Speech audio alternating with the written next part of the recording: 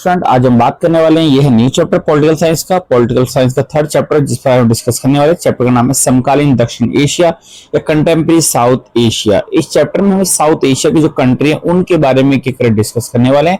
लेकिन आज की क्लास स्टार्ट करने से पहले आपको बता देना चाहता हूँ, जो मेरे चैनल में नया है या जिसने अभी तक मेरे चैनल को सब्सक्राइब नहीं करा, सबसे पहले सब्सक्राइब कर दे ताकि आने वाले समय में जो भी अपडेट होगी ऐसे आपको टाइम टाइम मिलते रहे। साथ में लाइक शेयर कमेंट करना ना भूलें। शुरुआत करते हैं आज की क्लास की। जैसे कि हमारा जो सबसे पहले चीज है वो मैंने आपको बता ही दिया, हमें साउथ एशिया के बारे में जानना है। लेकिन साउथ एशिया के अंतर्गत कौन कौन सी कंट्री आती है, जरा उनके बारे में हम जान लेते हैं। सबसे पहले अगर हम बात करते हैं साउथ एशिया में जो आता है वो है इंडिया, पाकिस्तान, नेपाल, भूटान, बांग्लादेश, श्रीलंका और मालदीव। ये वो कंट्रियां हैं जिन्हें साउथ एशिया की कंट्री के रूप में जाना जाता है। लेकिन इन्हीं साउथ एशिया की कंट्री में कुछ कंट्रियों को बाद में शामिल करा गया, जिसका नाम है अफगानिस्तान और म्यांमार। तो हम कह सकते हैं कि ये वो साउथ एशिया कंट्री हैं जिनके द्वारा पूरा साउथ एशिया जो है अपने आप में एक महत्वपूर्ण बनते हुए नजर आता है, क्योंकि इनके बीच में व्यापार भी चला है, इनके बीच में अच्छे रिलेशन भी चले हैं। इस तरीके से साउथ एशिया की कंट्री महत्वपूर्ण बन जाती है। लेकिन सबसे इंपॉर्टेंट पॉइंट ये है कि इसमें चाइना को इसका पार्ट बिल्कुल भी नहीं समझा जाता। तो हम कह सकते हैं साउथ एशिया में कौन सी कंट्री शामिल नहीं होती, वो है चाइना। यहां से एक नंबर का क्वेश्चन यहां से पूछा जा सकता है, इंपॉर्टेंट टॉपिक बनता है ये।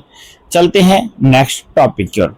अगर हम नेक्स्ट टॉपिक की बात करते हैं तो नेक्स्ट टॉपिक में जो बताया गया है वो है साउथ एशिया के देशों की राजनीतिक प्रणाली, यानी पॉलिटिकल सिस्टम कैसा था साउथ एशिया की कंट्री में, जरा वो जान लेते हैं। सबसे पहले अगर मैं इंडिया और श्रीलंका की बात करता हूं, इंडिपेंडेंस होने के बाद सबसे पहले यहाँ पर जो आता है वो आती है लोकतंत्र, या मैं बोल सकता हूं डेमोक्रेसी। तो हम कह सकते हैं कि इंडिया और श्रीलंका में हमें इंडिपेंडेंस होने के बाद डेमोक्रेसी देखने को मिलती है। वहीं अगर मैं पाकिस्तान और बांग्लादेश की बात करता हूं तो यहाँ पर हमें दोनों चीज देखने मिलती है। एक का नाम है लोकतंत्र मतलब डेमोक्रेसी, और दूसरे का नाम है आप कह सकते हो मिलिट्री। लेकिन जो मिलिट्री का रूल है ना, ये हम कह सकते हैं कि कभी कभी हमें देखने को मिलता है, लेकिन ज्यादातर जो है वो डेमोक्रेसी देखने को मिलती है। अगला पॉइंट है नेपाल में 2006 तक संवैधानिक राजतंत्र था, लेकिन 2008 में लोकतंत्र की बहाली होती है। तो हम कह सकते हैं 2006 तक यहाँ पर मोनार्ची देखने मिलता है, लेकिन 2008 तक आते आते यहाँ डेमोक्रेसी देखने को मिल जाती है। वहीं अगर मैं भूटान की बात करता हूं तो भूटान में भी हम कह सकते हैं 2008 तक हमें मोनार्ची देखने को मिलता है। इसका मतलब यहाँ पर मोनार्ची का भी शासन काफी लंबे टाइम तक देखने को मिला था। वहीं अगर मैं मालदीव की बात करता हूं तो मालदीव में 1968 तक सल्तनत हुआ करता था, लेकिन अब यहां भी हमें डेमोक्रेसी देखने को मिलती है।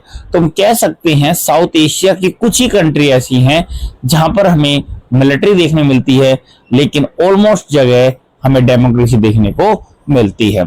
चलते हैं नेक्स्ट टॉपिक की ओर। नेक्स्ट टॉपिक है पाकिस्तान में सेना है या लोकतंत्र, जरा इनके बारे में जान लेते हैं।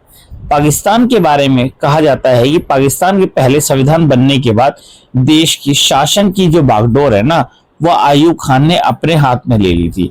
इसका मतलब ये हुआ कि पाकिस्तान के पहले संविधान बनने के बाद, यानी हम कैसे जैसे ही संविधान बनता है पाकिस्तान का, तो उस समय पाकिस्तान की जो बागडोर है उस कह सकते उसको लीड करने में जनरल अयूब खान का सबसे बड़ा हाथ बताया जाता है, और जल्द ही अपना निर्वाचन करा लिया।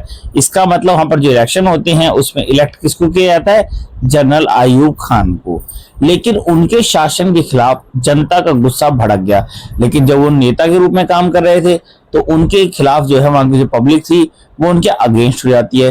तो उनके बाद जो अगले आते हैं उनका नाम है जनरल याहिया खान, ने शासन की बागडोर संभाली और सैनिक शासन स्थापित करा। तो हम कह सकते हैं सैनिक शासन की शुरुआत जो है जनरल याहिया खान के समय से हमें देखने को मिलती है। लेकिन अगर हम याहिया खान की बात करते हैं तो याहिया खान के समय भी सैनिक शासन के दौरान पाकिस्तान को बांग्लादेश के संकट का सामना करना पड़ा, और जो कर रहा था 1971 में, क्योंकि 1971 में इंडिया पाकिस्तान की लड़ाई होती है, और ऐसे में याहिया खान ने सैनिक शासन के दौरान पाकिस्तान को वहां पर हम कह सकते हैं बांग्लादेश के संकट का सामना करना पड़ा था। और ऐसे में पूर्वी जो पाकिस्तान ने टूटकर एक स्वतंत्र देश बना और बांग्लादेश कहलाया, जिसे आज हम कहते हैं बांग्लादेश। वह पहले पाकिस्तान का पार्ट होता था, वो भी ईस्ट पाकिस्तान का पार्ट होता था। लेकिन 1971 में इंडिया पाकिस्तान की लड़ाई होती है, उसमें इसको आजाद कर दिया गया था।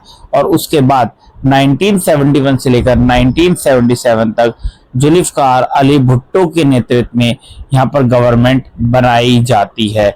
इसका मतलब पाकिस्तान में धीरे धीरे बदलाव होते नजर आ रहे हैं। नए नए यहाँ पर हम कह सकते हैं शासन करने वाले लोग आ रहे थे।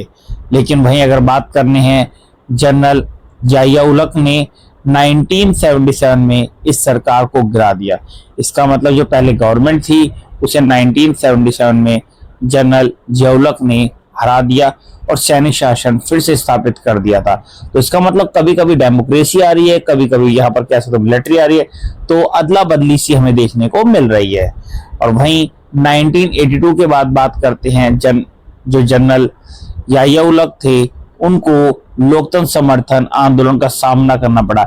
मतलब जो लोग डेमोक्रेसी को अच्छा बताते थे, उन्होंने उनके खिलाफ कह सकते हो एक मूवमेंट शुरू कर दिया और 1988 में बेनजीर भुट्टो के नेतृत्व में लोकतंत्र की सरकार बनाई गई। इसका मतलब फिर से वहां पर हम कह सकते हैं डेमोक्रेसी में देखने को मिलती है।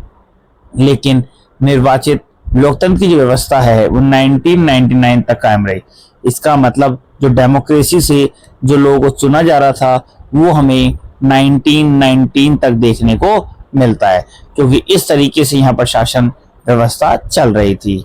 वहीं अगर मैं 1999 की बात करता हूं तो जनरल परवेज मुशर्रफ ने प्रधानमंत्री नवाज शरीफ को हटा दिया। तो ऐसे में हुआ क्या, जो परवेज मुशर्रफ थे उन्होंने नवाज शरीफ को उनकी पोस्ट से हटा दिया और 2001 में परवेज मुशर्रफ ने अपना निर्वाचन राष्ट्रपति के रूप में किया। और उसके बाद कह सकते हैं कि राष्ट्रपति पद के लिए आते हैं 2001 में। और इस तरीके से 2008 से पाकिस्तान में लोकतांत्रिक तरीके से चुने गए नेता शासन कर रहे हैं। तो हम कह सकते हैं 2008 से लेकर अब तक हम ये कह सकते हैं कि यहाँ पर लोकतंत्र देखने को मिलता है। बट इससे पहले हमें लोकतंत्र और कह सकते हैं मिलिट्री दोनों देखने को मिल रही थी, क्योंकि कभी मिलिट्री का शासन होता है, कभी डेमोक्रेसी का। इस तरीके से ये सिस्टम चल रहा था। चलते हैं नेक्स्ट टॉपिक की ओर। नेक्स्ट जो टॉपिक है वो है पाकिस्तान में लोकतंत्र के स्थायी ना रहने के पीछे क्या कारण थे। अब कुछ फैक्टर बताने हैं कि किस तरीके से जो डेमोक्रेसी है ना वो स्टेबल नहीं थी और पाकिस्तान में जो डेमोक्रेसी आती थी हट रही थी। रीजन क्या था जरा वो जानते हैं। सबसे पहला रीजन दिया गया कि यहाँ पर जो सेना थी और जो धर्मगुरु थे और जो भूस्वामी, इन लोगों का ना दबदबा ज्यादा था। मतलब सबसे ज्यादा डोमिनेट जो हमें देखने मिलते हैं वह कि मिलिट्री थी और जहाँ के धर्मगुरु लोग थे वो और जो जमीन के मालिक थे उन लोगों का सबसे ज्यादा दबदबा था। यानी वो लोग ही सब प्रशासन पूरी तरीके से कर रहे थे और जिस वजह से निर्वाचित सरकार, मतलब जो यहाँ पर इलेक्ट करी गई गवर्नमेंट होती थी वो गिर जाती थी और उसके बाद जो मिलिट्री होती थी वो पूरी तरीके से यहाँ पर रूल कर रही थी। तो यहाँ पर हम देख सकते हैं डेमोक्रेसी की जगह मिलिट्री पूरी तरीके से रूल करती नजर आती है। नेक्स्ट पॉइंट है पाकिस्तान की भारत के साथ हमेशा तनातनी रहती थी। तनातनी का मतलब है लड़ाइयां रहती थी, कॉन्फ्लिक्ट रहता था, जिसकी वजह से सेना समर्थन समूह ज्यादा मजबूत था। तो हम कह सकते हैं तो ऐसे में यहाँ पर जो मिलिट्री है वो ज्यादा हमें सुपर पावर देखने को मिलती है। वहीं अगला पॉइंट है अंतरराष्ट्रीय समर्थन का अभाव था, लेकिन जो इंटरनेशनल सपोर्ट था ना उसकी कमी देखने को मिलती है पाकिस्तान में। तो ये भी हम कह सकते हैं भारत से सपोर्ट काफी कम मिल रहा था। वहीं अगला पॉइंट है अमेरिका तथा अन्य पश्चिमी देशों ने अपने स्वार्थ से गुजरे वक्त में पाकिस्तान में सैनिक शासन को बढ़ावा दिया, लेकिन कुछ कंट्री तो ऐसी थी जो अपने स्वार्थ के लिए, यानी कह सकते जो सेल्फिश वाला काम है उसके लिए पाकिस्तान का सपोर्ट कर रहे थे। लेकिन जैसे उनका काम पूरा होता है, चाहे वो वेस्टर्न कंट्रीज की बात हो चाहे यूएस कंट्री की बात करते हैं, तो जैसे उनका अपना काम पूरा होता है तो वो उनसे धीरे धीरे पीछे होते चले आते हैं, क्योंकि वो भी उनका प्रॉपर तरीके से सपोर्ट नहीं कर रहे थे। चलते हैं नेक्स्ट टॉपिक की ओर। नेक्स्ट जो टॉपिक है वो है बांग्लादेश की। अब जानते हैं कि बांग्लादेश की किस प्रकार से स्टोरी चलती है, जरा वो देख लेते हैं। 1947 से लेकर 1971 तक बांग्लादेश पाकिस्तान का अंग था। इसका मतलब ये हुआ कि 1947 में जैसे पाकिस्तान आजाद होता है, इंडिया से अलग होता है, 1971 तक ये घटना देखने को मिलता है। वो घटना क्या थी? सबसे इंपॉर्टेंट चीज जो है वो है पाकिस्तान का पार्ट हुआ करता था बांग्लादेश, लेकिन अब वो इससे अलग हो रहा है। लेकिन अलग क्यों हुआ है, क्या रीजन था, जरा वो देख लेते हैं। अगर हम रीजन की बात करते हैं तो सबसे पहले आपको याद रखना है 1947 से लेकर 1971 तक इसे ईस्ट पाकिस्तान के नाम से जाना गया है। लेकिन अंग्रेजी राज के समय बंगाल और असम के विभाजित हिस्सों से पूर्वी पाकिस्तान का यह क्षेत्र बना हुआ था और कहा जाता है जिसे ईस्ट पाकिस्तान कहते हैं, वो जो पार्ट है, जब हमारे यहाँ ब्रिटेन का रूल था उस समय जो बंगाल जिसे कहते थे और जो असम कहते थे, वो पार्ट से बना हुआ था ईस्ट पाकिस्तान। तो इसका मतलब लैंग्वेज भी दूसरी बोली जाती होगी, लेकिन क्या लैंग्वेज थी जरा देखते हैं। सबसे पहले यहाँ पर एक पॉइंट बताया गया है, इस क्षेत्र के लोग पश्चिमी पाकिस्तान के दबदबे और अपने ऊपर उर्दू भाषा को लादने के खिलाफ बताए जाते हैं। कहा जाता है कि जो ईस्ट पाकिस्तान था इनके ऊपर प्रेशर था, किसका, जो वेस्टर्न पाकिस्तान था उसका, साथ ही साथ इनके ऊपर जो उर्दू लैंग्वेज है उसे खासकर उसे कहा गया था कि भाई इनके ऊपर अप्लाई करो, यानी जबरदस्ती बात बोली गई थी, क्योंकि यहाँ पर उस समय बंगला और असमिया बोली जाती थी। अब ऐसे में हुआ क्या, इस क्षेत्र के लोगों ने बंगाली संस्कृति और भाषा के साथ किए जा रहे दुर्व्यवहार के खिलाफ विरोध जताना शुरू कर दिया।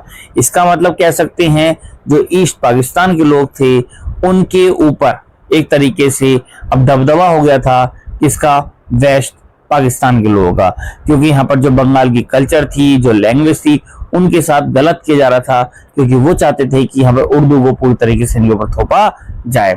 इस क्षेत्र की जनता ने राजनीतिक सत्ता में समुचित हिस्सेदारी की मांग उठाई और ऐसे में हुआ क्या, जो आप कह सकते हो ईस्ट पाकिस्तान के लोग हैं उन्होंने डिमांड कर दी कि क्या, कि हम भी अपना जो रिप्रेजेंट करने वाले जो लोग हैं उनको इलेक्शन में खड़ा करेंगे, जिससे हमारी मांगे भी उठाई जाए। और ऐसे में पश्चिम पाकिस्तान की प्रभुत्व के खिलाफ जन आंदोलन का नेतृत्व शेख मुजीबुर रहमान ने किया था। और ऐसे में हुआ क्या, वेस्ट पाकिस्तान के अगेंस्ट खड़ा हो जाता है ईस्ट पाकिस्तान का बंदा जिसका नाम है शेख मुजीबुर रहमान। ये वो बंदा था जो लीड कर रहा था, आप कह सकते हो, ईस्ट पाकिस्तान की तरफ से, और किसके अगेंस्ट, वेस्ट पाकिस्तान के अगेंस्ट। चलते हैं अगले पॉइंट की ओर। अगले पॉइंट की बात करते हैं 1970 के चुनाव में शेख मुजीबुर रहमान के नेतृत्व वाली अवामी लीग, और ये जो बंदा खड़ा हुआ था ये अवामी जो लीग थी, पार्टी थी, उसको लीड कर रहा था, जो कि पूर्वी पाकिस्तान की सारी सीटों पर विजय हासिल कर ली। और ऐसे में हुआ क्या, जो इलेक्शन कराए गए तो ऐसे में जो ईस्ट पाकिस्तान के लोग थे वो जीत जाते हैं। अब ऐसे में जब ईस्ट वाले जीत जाते हैं तो वेस्ट पाकिस्तान के लोगों को गुस्सा आने लग गया और ऐसे में अवामी लीग को संपूर्ण पाकिस्तान के लिए प्रस्तावित संविधान सभा बहुमत हासिल हो गया और उनको पूरी तरीके से मेजोरिटी मिल जाती है, पूरे एक तरीके से कह सकते हो बहुमत मिल गया था। लेकिन सरकार पर पश्चिम पाकिस्तान के नेताओं का दबदबा था, लेकिन जो वेस्टर्न पाकिस्तान के लोग थे उनका दबदबा था और सरकार ने इस सभा को अहूत देने से इनकार कर दिया और सरकार ने कहा कि जो इलेक्शन हुआ है इसको माना नहीं जाएगा, मतलब इसे क्या कर दो, रिफ्यूज कर दो सारी चीजों को। और ऐसे में जब सारी चीजों को रिफ्यूज कर दिया गया तो शेख मुजीबुर रहमान जो जीते थे इलेक्शन में उनको फाइनली यहाँ पर अरेस्ट कर लिया जाता है। अब जो अरेस्ट कर लिया है तो अरेस्ट होने के बाद सारा सिस्टम तो पूरी तरीके से बदल गया और जनरल याहिया खान की सैनिक शासन, और जनरल याहिया खान जो है वो पाकिस्तान की तरफ थी और वो है वेस्ट पाकिस्तान की सैनिक शासन। पाकिस्तानी सेना ने पूरी पाकिस्तान की जनता के आंदोलन को कुचलने की कोशिश करी। इसका मतलब ये कह सकते हैं कि पूरी तरीके से हमें यहाँ पर शासन देखने को मिलता है और वो मिलता है वेस्ट पाकिस्तान का ईस्ट पाकिस्तान की ओर। हजारों लोग पाकिस्तान सेना के हाथ में मारे गए और कहा जाता है कि काफी लोग इसमें मारे भी गए थे क्योंकि यहाँ के जो लोग थे उन्होंने इनके अगेंस्ट आंदोलन छेड़ दिया और पूरी पाकिस्तान से बड़ी संख्या में लोग भारत पलायन कर गए। और ऐसे में 1971 में इंडिया में भी काफी लोग वहां से माइग्रेट होते हैं और भारत के सामने शरणार्थियों को संभालने की समस्या आ गई। और ऐसे में इंडिया को जो फेस करनी पड़ी प्रॉब्लम वो थी रिफ्यूजी की, क्योंकि वहां से लोग इंडिया में आ रहे थे। और कहा जाता है कि भारत की सरकार ने पूर्वी पाकिस्तान के लोगों की आजादी की मांग का समर्थन करा और इंडिया की खुद गवर्नमेंट ने सपोर्ट करा था जो ईस्ट पाकिस्तान के लोग थे उनका, और उनको फाइनेंस के रिगार्डिंग मतलब वित्त और मिलिट्री भी हेल्प करी थी। तो हम कह सकते हैं काफी हद तक यहाँ पर इनका डेवलप होता हुआ नजर आ रहा था। लेकिन 1971 में भारत पाकिस्तान के बीच में इसी चीज को लेकर लड़ाई हो जाती है और युद्ध की समाप्ति पूर्वी पाकिस्तान में पाकिस्तानी सेना के आत्मसमर्पण तथा एक स्वतंत्र राष्ट्र बांग्लादेश के निर्माण के साथ होती है। और ऐसे में जब ये लड़ाई होती है तो हम कह सकते हैं जो ईस्ट पाकिस्तान था वो इंडिपेंडेंस हो जाता है और जो पाकिस्तान है मेन उसको इंडिया के सामने सरेंडर करना पड़ता है। और ऐसे में 1971 में बांग्लादेश को आजाद करा दिया जाता है और इंडिया इस समय इस लड़ाई में जीत जाता है। और उसके बाद बांग्लादेश ने अपना संविधान बना लिया और अपने आप को धर्मनिरपेक्ष लोकतंत्र तथा समाजवादी देश घोषित कर दिया। तो हम कह सकते हैं बांग्लादेश ने अपने आप को जो मजबूती दिलाई है वो 1971 में दिलाई, क्योंकि उस समय उसका अपना एक कॉन्स्टिट्यूशन बन गया था। साथ ही साथ उसने डिक्लेयर भी कर दिया कि वो क्या है, वो सेकुलरिज्म है, डेमोक्रेटिक है और सोशलिस्ट कंट्री भी है। इस तरीके से बांग्लादेश की कहानी थी जो पूरी आगे बढ़ती जा रही थी और 1971 तक इस तरीके से बांग्लादेश बनता है। चलते हैं नेक्स्ट टॉपिक की ओर। नेक्स्ट जो टॉपिक है वो है नेपाल के ऊपर। अब नेपाल में जानते हैं कि किस तरीके से राजतंत्र से लोकतंत्र हमें देखने को मिलता है, मतलब मोनार्ची और जो डेमोक्रेसी है वो क्या थी जरा जानते हैं। नेपाल में राजतंत्र 2008 तक रहा। इसका मतलब नेपाल में जो मोनार्ची था वो 2008 तक रहा, जब एक जन आंदोलन के बाद इसे बदलकर बहुदलीय लोकतंत्र स्थापित कर दिया गया।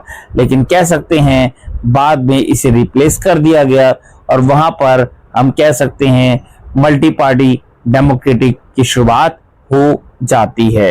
वहीं अगला पॉइंट है राजतंत्र का अंत हो गया, मतलब मोनार्ची पूरी तरीके से खत्म हो गया। कब हुआ जरा फाइनली जान लेते हैं। नेपाल में लॉन्ग टाइम तक कह सकते हैं मोनार्ची का शासन था, लेकिन 2006 में जनता ने लोकतंत्र के लिए आंदोलन करा। लेकिन हम कह सकते हैं 2006 में पब्लिक ने एक तरीके से मूवमेंट करा और वो भी डेमोक्रेसी लाने के लिए, जिसका रिजल्ट ये निकला कि 2008 तक आते आते पूरी तरीके से मोनार्ची था वो खत्म हो जाता है और नेपाल एक डेमोक्रेटिक रिपब्लिक सामने बनकर आता है। इस तरीके से कह सकते हैं यहाँ देखने को मिलता है। वहीं अगर मैं लोकतंत्र की स्थापना की बात करता हूँ, स्टैब्लिश की बात करता हूँ, जरा वो जानते हैं 2008 में नेपाल में बहुदलीय लोकतंत्र स्थापित हुआ था। तो कह सकते हैं मल्टी पार्टी डेमोक्रेसी भी हमें देखने को मिलती है नेपाल में, और राजा की जगह निर्वाचित सरकार आती है और जो रिप्लेस होता है किंग की जगह अब हमें यहाँ पर कौन मिलता है, इलेक्ट गवर्नमेंट देखने को मिलती है। चलते हैं नेक्स्ट टॉपिक की ओर और जो नेक्स्ट है इसका वो है माओवादी संघर्ष। अब किस प्रकार से नेपाल में जो माओ लोग थे उनके यहाँ पर लड़ाइयां थी जरा वो देखते हैं। नेपाल में लोकतंत्र की स्थापना से पहले, मतलब जब तक नेपाल में डेमोक्रेसी नहीं आई थी, तो वहां पर जो माओवादी थे उनका विरोध काफी ज्यादा चलता था और एक तरीके से राजशाही को उखाड़ फेंकने के लिए संघर्ष किए गए थे। मतलब जहां पर मोनार्ची था उसको खत्म करने के लिए जो माओ के लोग थे इन्होंने काफी स्ट्रगल करा था। तो कह सकते हैं यहाँ पर लड़ाइयां पहले से चल रही थी, लेकिन देश में गृहयुद्ध जैसी स्थिति हमेशा पैदा रही है और इस तरीके से कह सकते हैं यहाँ पर सिविल वॉर की जो सिचुएशन है इस कंट्री में हमेशा से हमें देखने को मिलती है। लेकिन 1990 में अगर बात करते हैं इसका अपना संविधान बन जाता है, कॉन्स्टिट्यूशन बनता है। वो क्या है उस पॉइंट को जानते हैं। 1990 में राजा ने लोकतंत्र समर्थन आंदोलन के खिलाफ एक नया लोकतांत्रिक संविधान स्वीकार कर लिया और कहा जाता है कि 1990 में जो राजा था यहाँ का जो किंग था उसने सपोर्ट करा और कहा कि भाई ठीक है अब आपके यहाँ पर क्या लाते हैं, हम डेमोक्रेसी लेकर आते हैं। लेकिन 2007 में फिर से राजतंत्रवादी और माओवादी के बीच संघर्ष स्टार्ट हो गया। लेकिन 2007 में आते आते जो मोनार्ची लोग थे और जो माओ लोग थे इनके बीच में लड़ाई स्टार्ट हो जाती है, जिससे राजा ने जो यहाँ की पार्लियामेंट थी उसको खत्म कर दिया। इसका मतलब स्टार्टिंग में यहाँ पर बोला डेमोक्रेसी आएगी 1990 में, लेकिन 2007 में फिर से यहाँ पर लड़ाइयाँ होती हैं और यहाँ पर ये जो डेमोक्रेसी थी इसे खत्म कर दिया जाता है। लेकिन ऐसे में यहाँ पर सबसे बड़ा चैलेंज क्या था नेपाल के सामने, जरा देखते हैं डेमोक्रेसी को लेकर। वो है नेपाल में लोकतंत्र को स्थापित करने और मजबूत करने के लिए कई चुनौतियां रही हैं। यानी काफी सारे चैलेंज देखने को मिले हैं, चाहे वो स्टैब्लिश करना हो या उसकी मजबूती को देखना हो। लेकिन इसमें राजशाही समर्थक, लेकिन जो यहाँ पर मोनार्ची लोग थे, जो माओवादी लोग थे और जो पॉलिटिकल वाले लोग थे, ये धीरे धीरे इसमें शामिल होते चले जाते हैं। और हम कह सकते हैं कि डेमोक्रेसी को जो जहाँ पर चैलेंज मिलता है वो इन सब लोगों से मिलता है।